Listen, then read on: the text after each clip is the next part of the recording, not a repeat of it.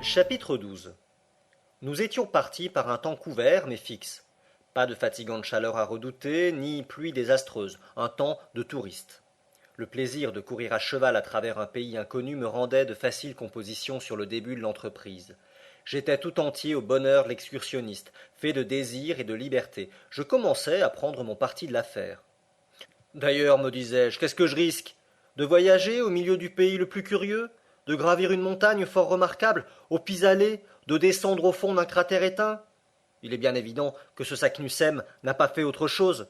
Quant à l'existence d'une galerie qui aboutisse au centre du globe, pure imagination, pure impossibilité. Donc, ce qu'il y a de bon à prendre dans cette expédition, prenons-le, et sans marchander. Ce raisonnement à peine achevé, nous avions quitté Reykjavik. Hans marchait en tête, d'un pas rapide, égal, continu. Les deux chevaux chargés de nos bagages le suivaient sans qu'il fût nécessaire de les diriger. Mon oncle et moi, nous venions ensuite, et vraiment sans faire trop mauvaise figure sur nos bêtes petites mais vigoureuses. L'Islande est une des plus grandes îles de l'Europe. Elle mesure 1400 miles de surface et ne compte que 60 000 habitants. Les géographes l'ont divisée en 4 quartiers, et nous avions à traverser presque obliquement celui qui porte le nom de pays du quart du sud-ouest, Sudvestrfjordungr. Hans, en laissant Reykjavik, avait immédiatement suivi les bords de la mer. Nous traversions de maigres pâturages qui se donnaient bien du mal pour être verts. Le jaune réussissait mieux. Les sommets rugueux des masses trachytiques s'estompaient à l'horizon dans les brumes de l'est. Par moments, quelques plaques de neige, concentrant la lumière diffuse, resplendissaient sur le versant des cimes éloignés. Certains pics, plus hardiment dressés, trouaient les nuages gris et réapparaissaient au-dessus des vapeurs mouvantes, semblables à des écueils émergés en plein ciel. Souvent ces chaînes de rocs arides faisaient une pointe vers la mer et mordaient sur le pâturage, mais il restait toujours une place suffisante pour passer. Nos chevaux d'ailleurs choisissaient d'instinct les endroits propices sans jamais ralentir leur marche. Mon oncle n'avait pas même la consolation d'exciter sa monture de la voix ou du fouet. Il ne lui était pas permis d'être impatient. Je ne pouvais m'empêcher de sourire en le voyant si grand sur son petit cheval, et comme ses longues jambes rasaient le sol, il ressemblait à un centaure à 6 pieds. Bonne bête, disait-il. Tu verras, Axel, que pas un animal ne l'emporte en intelligence sur le cheval islandais. Neige, tempête, chemins impraticables, rochers, glaciers, rien ne l'arrête. Il est brave, il est sobre, il est sûr. Jamais un faux pas, jamais une réaction. Qu'il se présente quelques rivières, quelques fjords à traverser, et il s'en présentera. Tu le verras sans hésiter se jeter à l'eau comme un amphibie et gagner le bord opposé.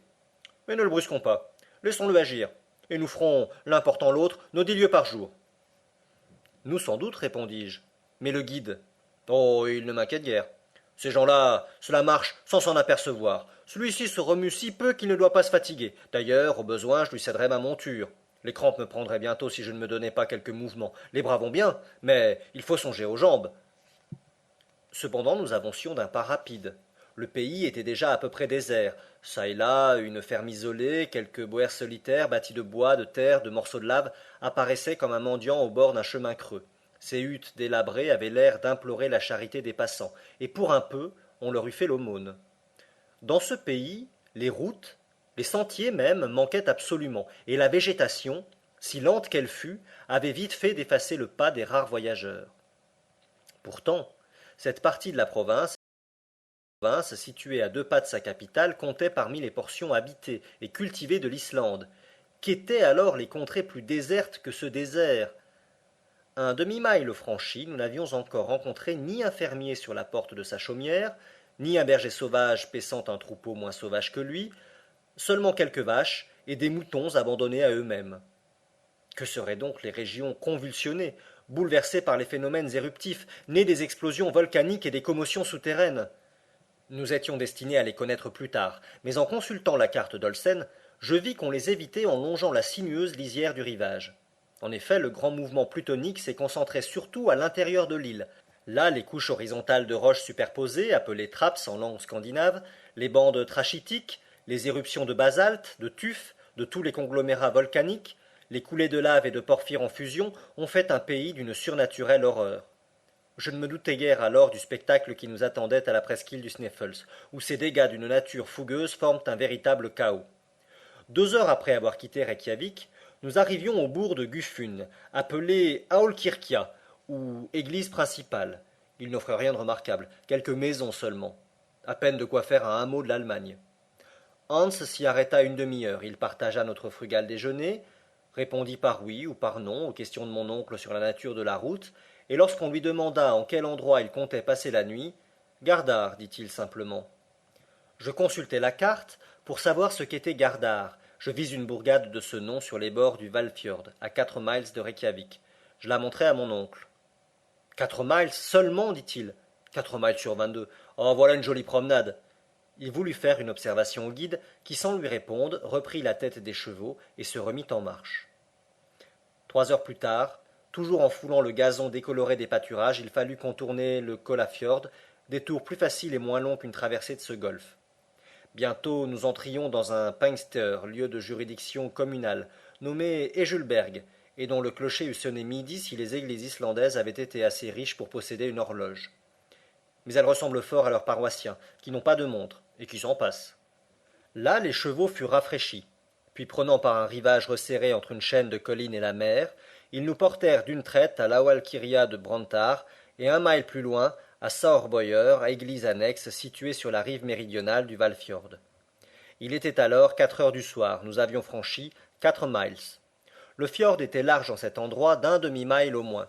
Les vagues déferlaient avec bruit sur les rocs aigus. Ce golfe s'évasait entre des murailles de rochers, sorte d'escarpe à pic haute de 3 000 pieds et remarquable par ses couches brunes que séparaient des lits de tuf d'une nuance rougeâtre. Quelle que fût l'intelligence de nos chevaux, je n'augurais pas bien de la traversée d'un véritable bras de mer opéré sur le dos d'un quadrupède. S'ils sont intelligents, dis-je, ils n'essaieront point de passer. En tout cas, je me charge d'être intelligent pour eux. Mais mon oncle ne voulait pas attendre.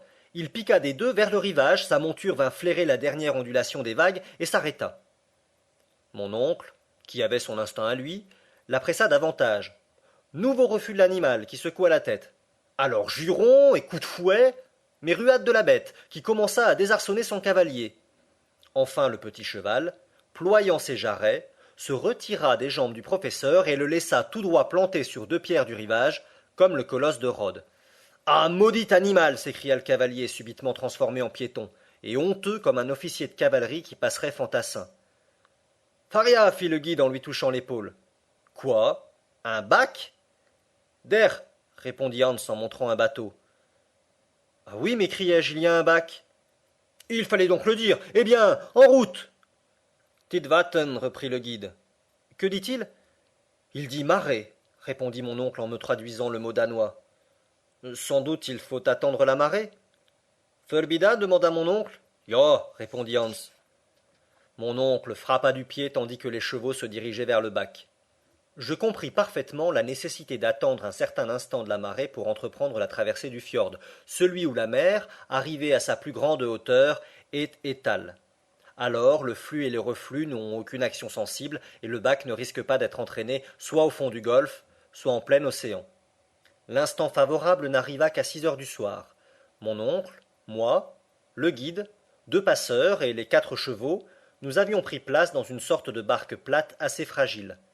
Habitué que j'étais au bac à vapeur de l'Elbe, je trouvais les rames des bateliers un triste engin mécanique. Il fallut plus d'1 heure pour traverser le fjord, mais enfin, le passage se fit sans accident. Une demi-heure après, nous atteignions l'Aualkirkja de Gardar.